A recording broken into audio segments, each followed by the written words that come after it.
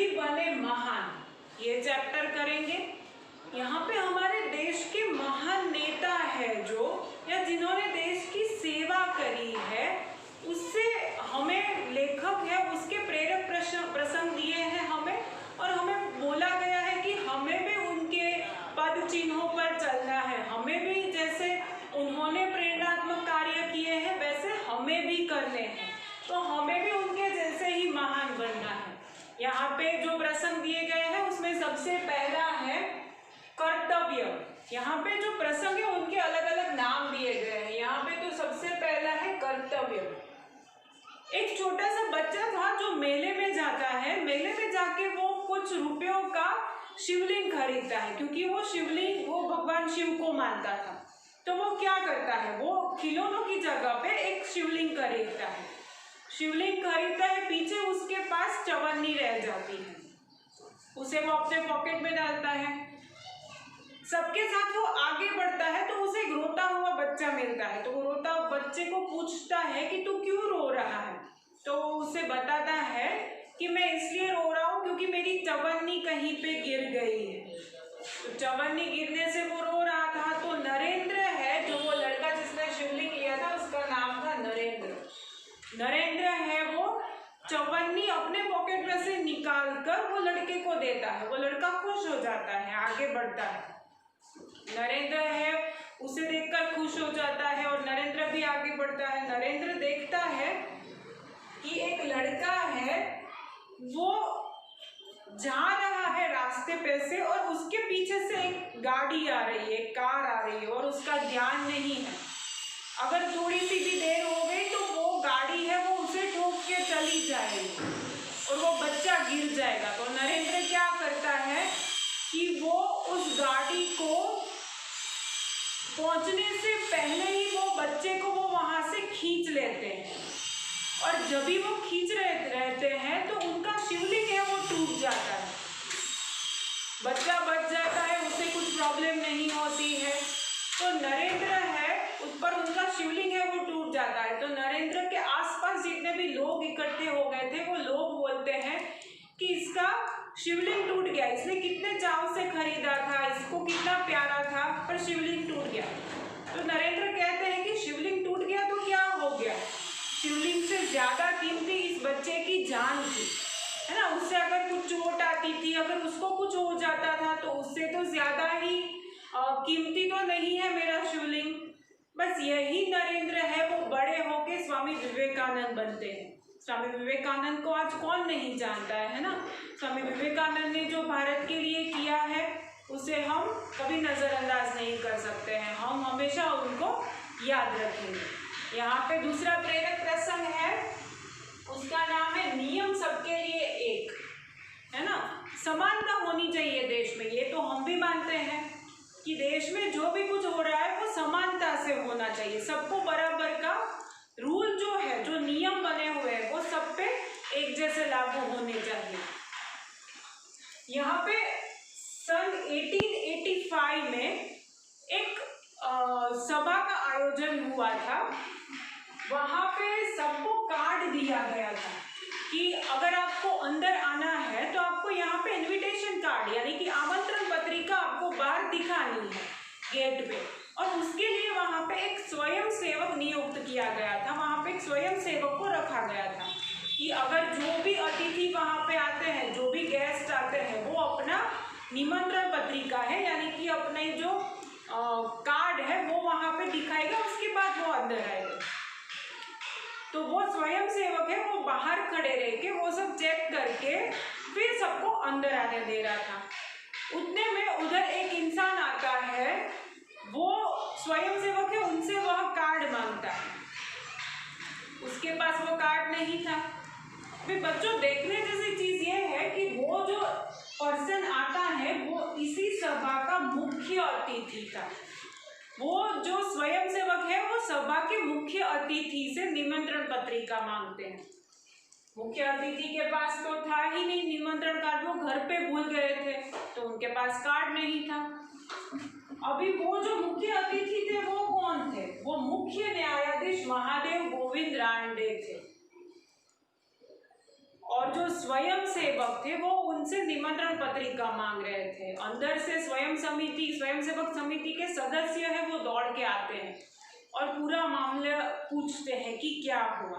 तो स्वयं सेवक उन्हें बताते हैं कि मुझे जो कार्य यहाँ पे सौंपा गया है वो कार्य है कि मैं किसी भी इंसान को, किसी भी जो यहाँ पे सभा में आता है, अगर उसके पास निमंत्रण पत्रक है तो ही उसे अंदर आने दूं, नहीं तो नहीं आने दूं। तो ये नियम सबके लिए एक सरीखा है, कोई किसी के लिए भी ऐसा नहीं है कि वो अगर ऊंचे पद पे है या वो कुछ ऐसे है तो वो ऐसे ही आ जाएगा। ये नियम एक जैसा नहीं है सबके लिए, तो मैं इनको अंदर कैसे आने दे सकता हूँ। फिर बहुत समझाने के बाद वो जो अतिथि है वो अंदर आते हैं। तो ये जो रोकने वाला स्वयं सेवक था वो कौन था? वो था गोपाल कृष्ण गोखले। गोपाल कृष्ण गोखले ने आगे चल के हमारे देश की बहुत सेवा की है ना। जैसे हम गांधी जी को मानते हैं वैसे ही हम गोखले जी को भी जानते हैं, है ना। तो ये थे हमारे गोपाल कृष्ण गोखले, जो मुख्य अतिथि को भी निमंत्रण कार्ड के बिना आने देना नहीं चाहते थे। क्यों?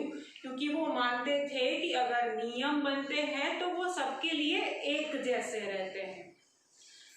आगे है कहानी, उसका हेडिंग है सफलता का रहस्य। सफलता बच्चों ऐसे ही प्राप्त नहीं होती है। कोई भी कार्य आप कर रहे हो उसमें अगर आपको सफलता प्राप्त हो रही है तो उसके पीछे उसका अथक परिश्रम रहता है, मेहनत रहती है, तो ही वहीं पे हमें सफलता प्राप्त होती है। सफलता प्राप्त करने के लिए मेहनत बहुत ही आवश्यक है। तो यहाँ पे एक क्रिकेट टीम की बात की गई है कि एक क्रिकेट टीम है पूरी, जो अंडर 14 क्रिकेट टीम रहती है, उसकी बात की गई। आप सबको पता है क्रिकेट के बारे में। एक टीम है जो अंडर 14 क्रिकेट टीम है, वो अहमदाबाद में खेलने के लिए आई है। उनके कोच है, उनके साथ पूरी टीम है, 5 स्टार होटल में रुके हुए हैं। सब आते हैं सुबह, कोच के कहने के अनुसार सब अल्पाहार करने के लिए, यानी कि नाश्ता करने के लिए सब एक साथ आ जाते हैं। अभी आ तो जाते हैं पर एक सदस्य है वो मिसिंग है, एक सदस्य कम है। तो सब ढूंढते हैं उन्हें कि ये कहाँ रह गया, कहाँ चला गया, क्यों नहीं आया नाश्ता करने के लिए। पूरी होटल में, पूरे कमरों में ढूंढते ढूंढते उन्हें वो सदस्य आखिर मिल ही जाता है। तो वो कहाँ पे मिलता है? वो उन्हें मिलता है एक बालकनी में। वो बालकनी में एक बॉल लटकाया हुआ था और वहां पे वो सदस्य है वो बैटिंग कर रहा था, यानी कि प्रैक्टिस कर रहा था। उसको पूछने पर वो सबको बताता है कि मुझे अपने मैंने जो मेहनत की है मैच खेलने के लिए, उससे मैं संतुष्ट नहीं था, इसलिए मैं ज्यादा अभ्यास कर रहा था। बच्चों, ये और कोई नहीं, जिसे हम सचिन तेंदुलकर कहते हैं, वही था। कोच है वो ये देख के बहुत खुश हो जाते हैं। जहां दूसरे प्लेयर्स हैं वो सिर्फ उनका ये टीम में चुनाव हो गया उसकी वजह से वो खुश थे, उसकी जगह पे सचिन तेंदुलकर है वो आगे अभ्यास में लगे हुए थे कि नहीं, मुझे आगे अभ्यास और करना चाहिए। उनकी सफलता का राज पूछने पर एक बार उन्होंने आंसर दिया था, उन्होंने उत्तर दिया था कि मैं हर एक मैच 3 बार खेलता हूँ। कैसे? जब भी मेरा मैच फिक्स होता है तो उसके पहले अभ्यास के तौर पे पहली बार, दूसरी बार जब भी मैं सचमुच मैच खेलता हूँ दूसरी बार, और तीसरी बार तब जब मैं मैच जीतता हूँ या मैच हारता हूँ। उसके बाद कि मैंने मैच में कौन सी गलतियां की थी और मुझे क्या क्या सुधार लाने चाहिए। यानी कि सचिन तेंदुलकर बोल रहे थे कि मैं हमेशा एक ही मैच 3 बार खेलता हूँ और इतनी मेहनत के बाद सफलता क्यों नहीं मिलेगी, है ना। तो ये है हमारे सचिन तेंदुलकर। जो आगे की कहानी है वो है प्रामाणिकता। यहाँ पे हजरत अली हजरत अली है वो एक बार राज्य के खजाने की जांच करने गए थे। वहां पे वो जाते थे, काम करते करते अंधेरा हो जाता है तो वो एक मीनबत्ती, एक मोमबत्ती है, कैंडल है, वो जला लेते हैं और काम करने लगते हैं। थोड़ी देर के बाद उनके पास दो सरदार आते हैं। वो सरदार है वो उन्हें कुछ अपने निजी काम के लिए आए थे, राज्य के काम के लिए नहीं आए थे। तो हजरत अली क्या करते हैं, हजरत अली वो मोमबत्ती को बुझाकर एक दूसरी मोमबत्ती जलाते हैं और अपना कार्य करते हैं। ये देखकर दो सरदार उन्हें पूछते हैं कि आपने ऐसा क्यों किया। तो हजरत अली है वो उन्हें बताते हैं कि जब भी मैं कोई राज का काम करता हूँ तो मैंने उनकी मोमबत्ती थी जो मुझे वहां से दी गई थी वो मैंने जला के काम किया। अगर मैं अपना खुद का काम कर रहा हूँ तो मैं अपनी खुद की मोमबत्ती जला के कार्य करूँगा। देखने में तो ये बहुत छोटी सी बात है। तो दो जो सरदार हैं वो उन्हें पूछते हैं कि ऐसा क्यों, उससे क्या फर्क पड़ने वाला है। तो जो हजरत अली है वो बताते हैं कि इसे हम चोरी कह सकते हैं। मुझे ये चीज़ नहीं करनी है, जो कार्य के लिए जो चीज़ दी गई है उसी के लिए उसको उपयोग करना चाहिए। यानी कि किसी के धन की लालसा मत करो। अगर वो राज्य का धन है, वो राज्य की चीज़ें हैं तो उसी के लिए उसका उपयोग करना चाहिए। मैं वो राज्य की चीज़ें अपने घर के लिए उपयोग नहीं कर सकता हूँ, उसे चोरी कह सकते हैं।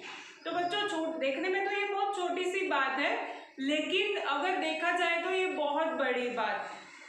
तो ये थे हमारे हजरत अली जी। तो यहाँ पे हमने देखा कि हमारे देश के बहुत सारे महान नेता हैं या महान लोग हैं जिन्हें हम भली भांति जानते हैं, जिनके प्रेरक प्रसंग हमने बहुत सारे पढ़े भी हैं और आज भी हमने पढ़े। तो हमें क्या उससे मिलता है, उससे हमें मोरल मिलता है या उससे हमें सीख मिलती है कि हमें भी महान बनना चाहिए या फिर हमें भी ऐसे कार्य करने चाहिए जो दूसरों को मदद करे या हमारे देश को आगे बढ़ने में मदद करे।